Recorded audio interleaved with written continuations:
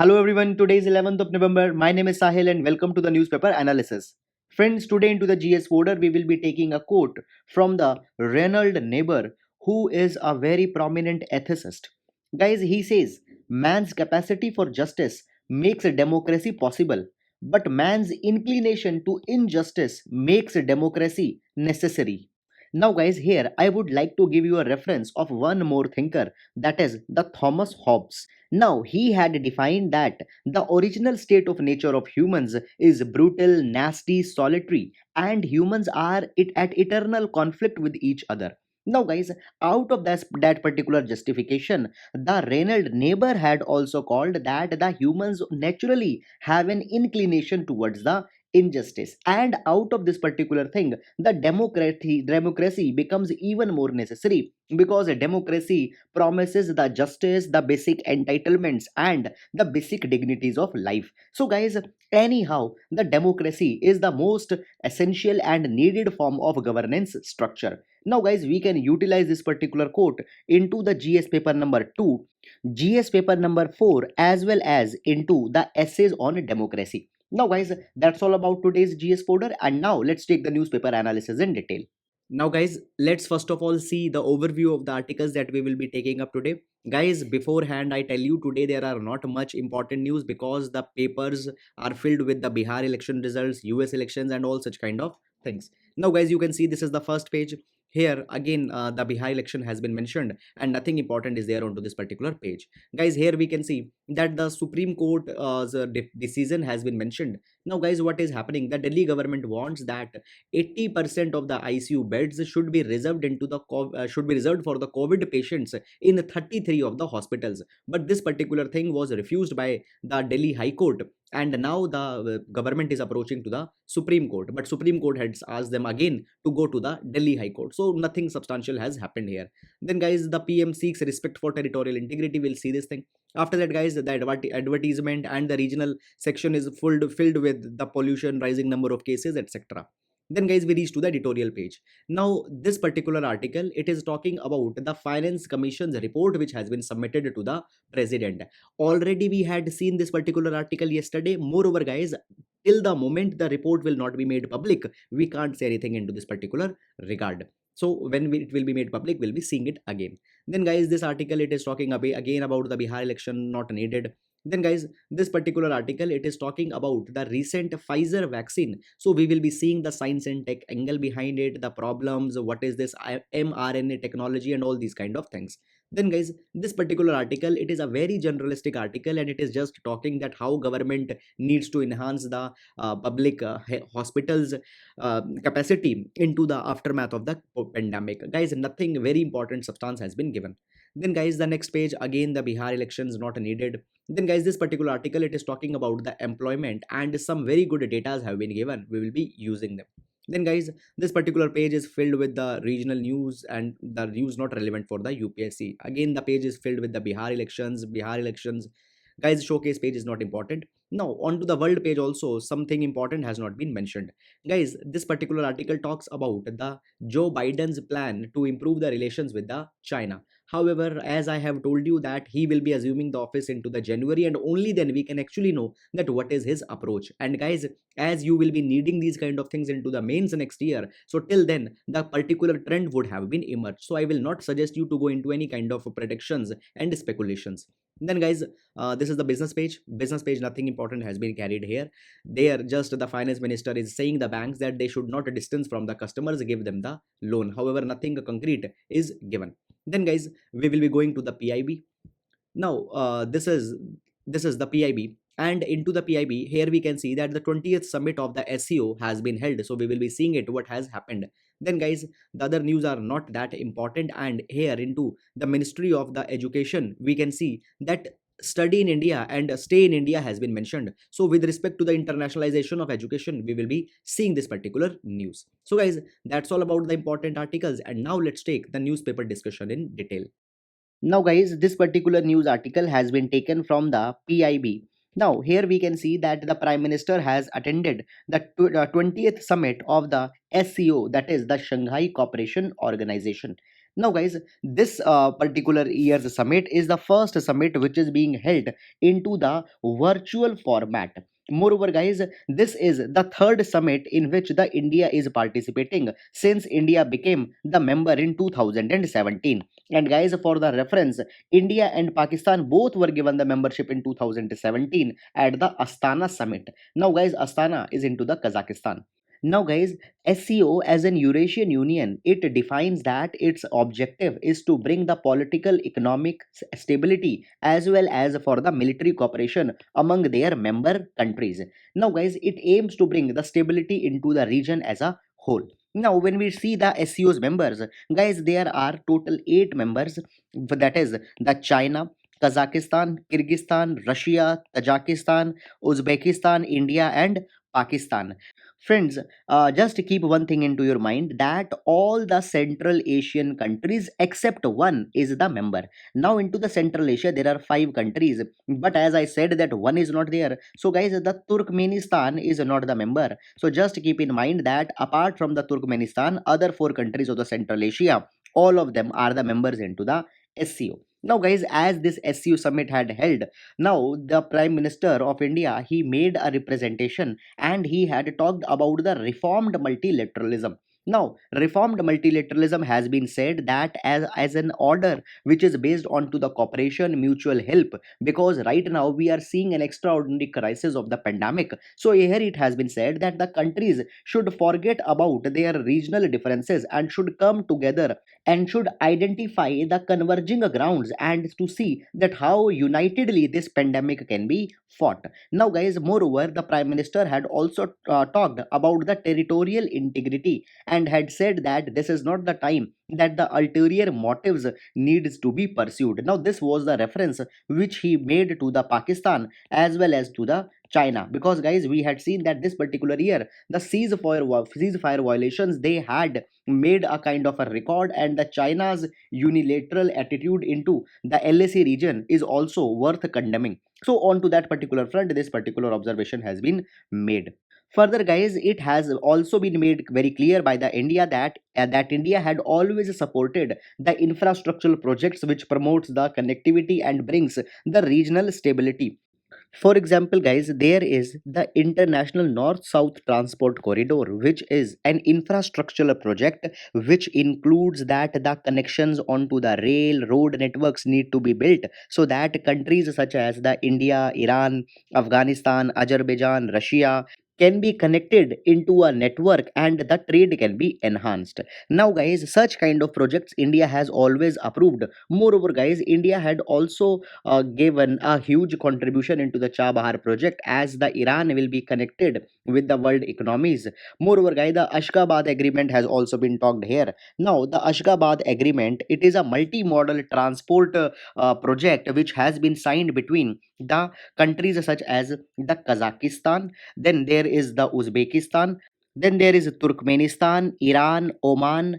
After that, India and Pakistan are also included. So, guys, in the Ashgabat agreement has also been accepted by India. So basically, the infrastructural projects are supported, but the projects or the kind of intervention into the other countries' affairs will not be tolerated at any cost. So, guys, all these particular things have been talked into the SEO summit. So, guys, this is the major highlight, and now we will be moving to the next article.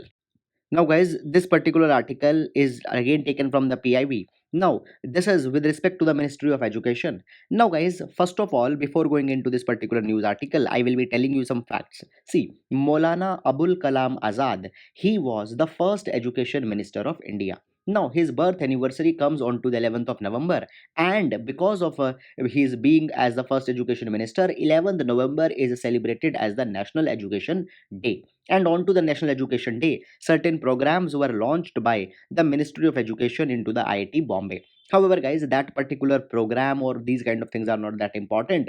But at that program, the Minister of Education he kept forward his vision with respect to the education in India, and he had talked about the internationalization of the education. He said that the programs such as the study in India and stay in India are needed to be promoted so that into the world, basically global economy, India can be seen as the favorable hub for the education. Now, even the new education policy 2020, which has just a few days back released, there also the proposal has been kept that the top 100 universities should come and open their campus in India so that it can attract the world students. Moreover, guys, it will also enhance the India's standard of learning into the higher education. Often we had seen that the surveys such as the QS World Ranking Report, etc., have not admitted the Indian universities into the top rankings. But if India works actively onto the collaboration, agreements, and learning from the best talents across the world, such kind of things can bring a better improvement into the India's education standards. So, guys, it is a very good reference. We can utilize it into the questions related to the education in GS paper number 2. So that's it. Now we'll be moving to the next article. Now, guys, these are the two articles, one from the Hindu and other from the LiveMint, and basically they are talking about the recent Pfizer's declaration with respect to the development of a vaccine and the government talks which are going on. Now, guys, one science and tech related angle also we will be taking up here. Now, starting from the very scratch, what happened? Pfizer, which is an American pharmaceutical MNC, it has said that the phase 3 trials of their COVID vaccine has showing the positive results, and 90% of the candidates have got the protection by this particular vaccine. However, guys, actually the internal details are not fully disclosed, such as whether the other people they developed the mild symptoms or the moderate symptoms and all such kind of thing. However, guys, an independent committee had released these particular findings. Moreover, even the peer review of this Pfizer phase 3 trial has also not been done. But anyhow, this particular kind of response is something which is positive. Now, guys, there is an issue coming that India should sign the pre-production agreement with the Pfizer so that in case their vaccine is ready, India can get the advantage of it and immunization of the people can be conducted. Now, guys, government is in talk with the Pfizer, but we will be seeing that certain of the positive things associated here and something of the challenges which are also. First of all, guys, as we are talking about the vaccine, this particular vaccine is a little bit different with respect to its mode of operation. Now, guys, up till now we had seen that the how the Oxford vaccine, which is also called as the Chedox one, as well as the vaccine by the Bharat Biotech, how they work. So we had seen that they work onto the principle of the immunogenicity. It means that those vaccines are nothing but they are carrying a very weak form of the COVID-19 virus, which will be injected in our body, and which basically it will tip a kind of a immune response in our body, and our body will be primed to fight if our kind of a real virus attacks. But this new Pfizer vaccine, it is based onto the mRNA platform or mRNA technology. Now, guys, first of all, mRNA, it stands for the messenger RNA, and mRNA is actually a molecule. Now, what will be happening here? Guys, see, the cells are the fundamental unit of life, and actually the cells, they are making up all the proteins, and your entire body structure is basically made by the cells. Now, guys, cells basically do nothing, they replicate whatsoever information is there into the DNA are the basic templates of our existence. Now, guys, this basically messenger RNA, how it will be working when it will be injected into one's body, it will give a kind of a message to the cell, and it will ask the cell that you please make a particular kind of protein, that is the spike protein. Now, this spike protein is present onto the surface of the real SARS-CoV-2 virus. Now, guys, when this particular kind of protein will be developed, it will basically send a response to the immune system that it needs to be fought, and immune system in return will make the antibodies, and guys, we will get a kind of a protection in advance. Now, guys, how it is different from these kind of vaccines? Because here a kind of a live very weakened kind of virus is being used, but here no such virus is being used, so therefore the harms which are there with the Pfizer vaccine, they will be very much less. Moreover, guys, as there is no need to artificially raise a weakened version of virus, it is very cheap, it is very fast, and with minimum of the harm, this particular vaccine can be made. Moreover, guys, when we are talking about the normal vaccines, they are to be cultured into the chicken eggs or into such kind of medium where they can be raised. But guys, into this mRNA platform, such kind of need is not there. Moreover, guys, as there are certain positives, certain challenges are also there with this Pfizer vaccine. First of all, this vaccine is to be stored at an extremely cold temperatures, that is minimum at minus 70 degree. But in India, we have the problem of such cold storage with respect to the movement, with respect to the storage, transportation, etc. So such logistical challenges are posing a very big difficulty. Secondly, guys, the capacity of Pfizer alone is not that much that it can meet the demand from all the countries. Moreover, guys, even if India signed a certain pre-purchase agreement, only very less number of doses will be given to India. Now, guys, when we talk about the Oxford vaccine, then the AstraZeneca, which is actually manufacturing it at the global scale, had come into collaboration with the Serum Institute, and the Serum Institute will be making for the India. So the problem of the volume will is not that much there into the Oxford vaccine, but into this Pfizer vaccine the problem is much with respect to the availability. So guys, we, however, it is a kind of a positive development, and we need to wait and see whether the cold storage and all these facilities can be solved. So guys, that's all about this particular article, and now we'll be moving to the next article. Now, guys, this particular article is again taken from the Hindu newspaper, and it is talking about the employment, and some very useful data have been given here.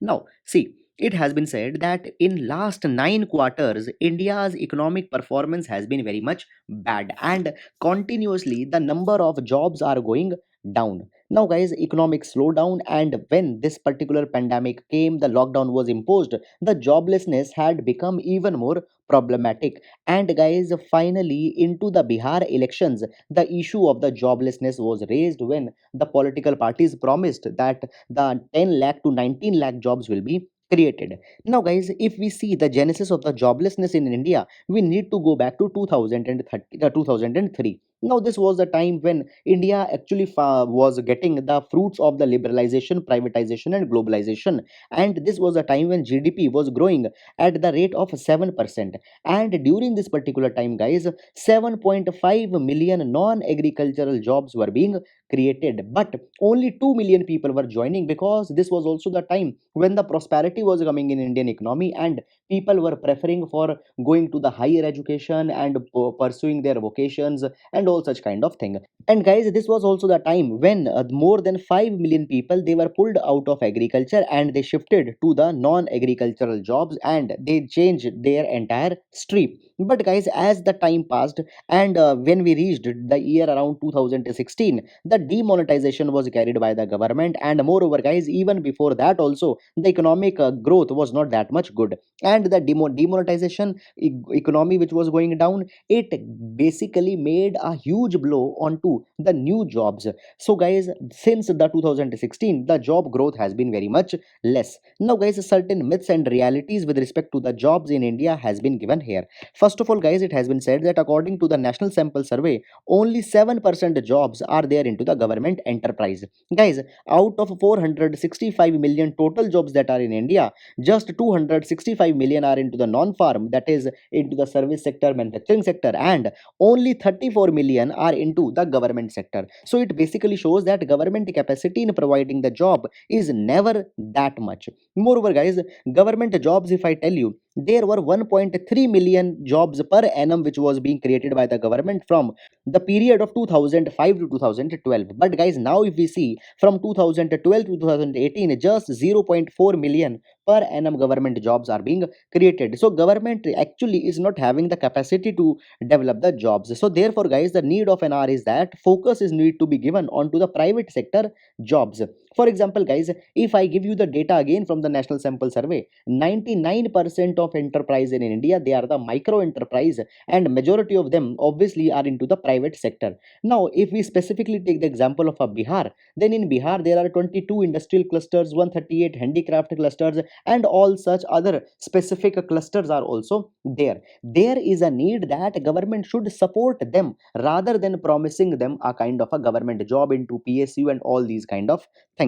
Moreover, guys, often government talks that the self-employment can solve the problem of unemployment, but this is also the wrong fact here, which has been given into the article.